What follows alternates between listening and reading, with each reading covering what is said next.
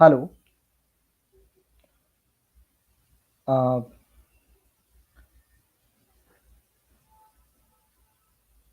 Hello, everyone. So, today we'll be talking about CUTPG.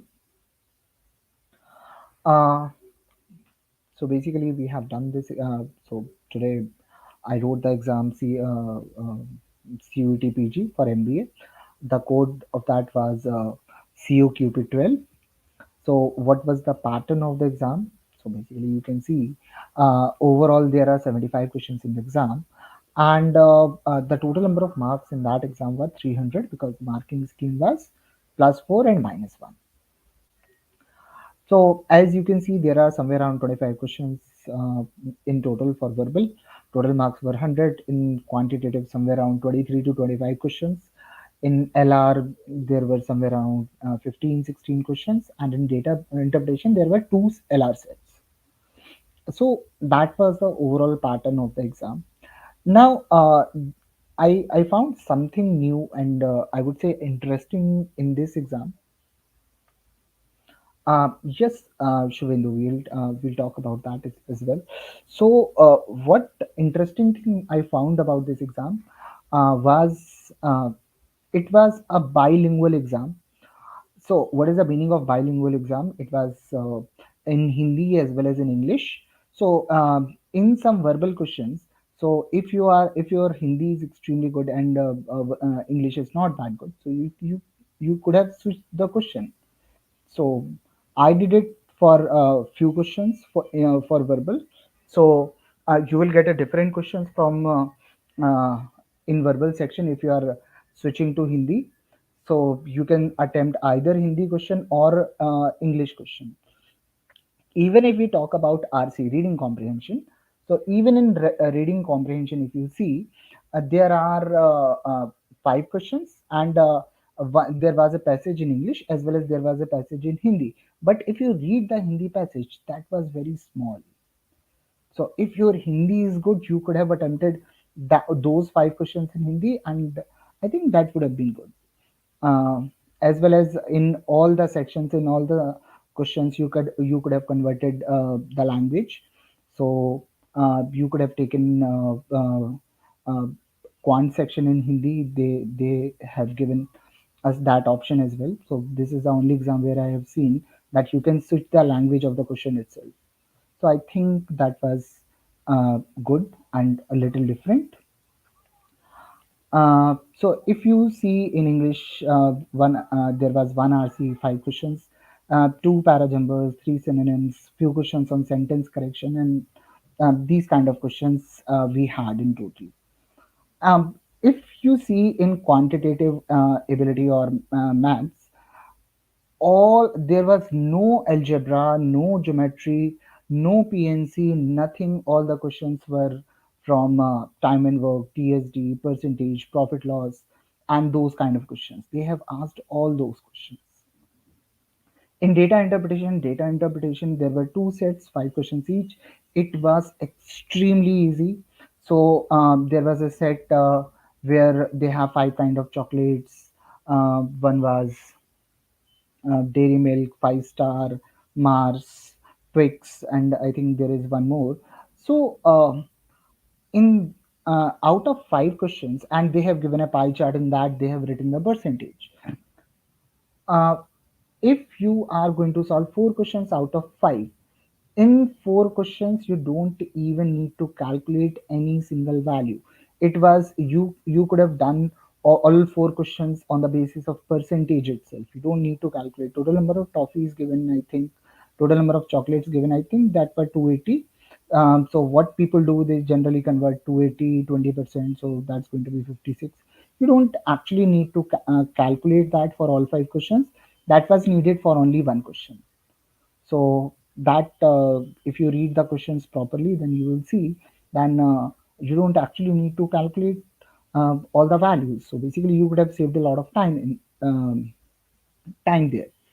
Now if we see the LR section, in LR, if you see the question of set theory, so set theory was not exactly set theory.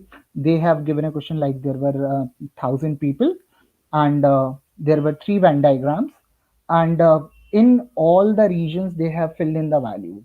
So exactly one region was completely filled, exactly two region was completely filled, exactly three region is exactly filled, and they asked what is the ratio of none to all three. So I think you just need to add all the values and subtract it from 1,000 and just get the ratio and you will get the answer. So that was that kind of question we had. Second question of set theory, that was very basic. They have given three values and they asked you to write the Venn diagram for it. So the it was language, German, and French. So anyhow, language is going to be the biggest set, and inside that you are going to have two circles, two different circles. One was German, second one was French.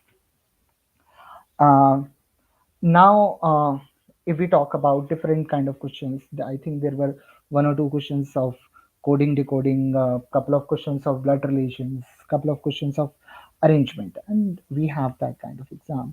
Now if you see the bifurcation, so from the data sufficiency we had three questions. From time and work, it carried the major weightage, and if you see there are six questions from time and work. From TSD there were four questions. From percentage, there were three questions, profit and loss, three questions, partnership, two questions, and simple interest, compound interest were two questions. One question was from simple interest, one question was from compound interest. Both the questions were extremely easy. Now, if you see in data interpretation, so if you see in LRDI, there are two sets of LR, two sets of DI, five questions each. To set theory, some questions that were of symbols like P is not greater than Q. So if P is not greater than Q, so you have to comprehend what does it mean. So it does not mean P is going to be less than Q. It means P is going to be less than equal to Q, and all five relations were given and couple of questions were asked over it. The series questions were asked. The series were pretty much simple. One question from cube they asked. There was one question from non-verbal reasoning, two questions from coding decoding, one was from direction, uh, two from blood relation, one from seating arrangement, and second was the ranking based question, we can say that two people are standing in a line. One is this much from the front, another one is this much from the back. So basically, instead of seating arrangement, I can say it is a ranking question. So that was there, and two questions were statement and inclusion. So overall, if you see, the paper was fairly easy. Anyhow, in easy paper, we see a lot of scope of silly errors, like you have calculated the values. So you have calculated some value and you made a very small mistake. So what can happen? The score might go a little bit down, but in my opinion, all 75 questions were doable, not that difficult, that you are going to face a lot of issues in any of the questions. Uh, because this is taking CUET for the first time, we don't know what exactly going to be cut off for a CUET, but I think it is going to be somewhere around 260 or little more than 260, but uh, definitely not less than 240. 240 is going to be way low, because the paper was very easy, so a lot of people are going to score, a lot of people are going to have a decent score, I would say 260 plus. So in my opinion, the cutoff should lie somewhere around 260 to 275, in that range. So uh, I think that's it.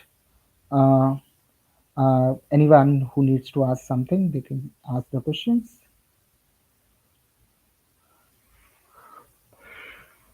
So that's it from my end. Thank you.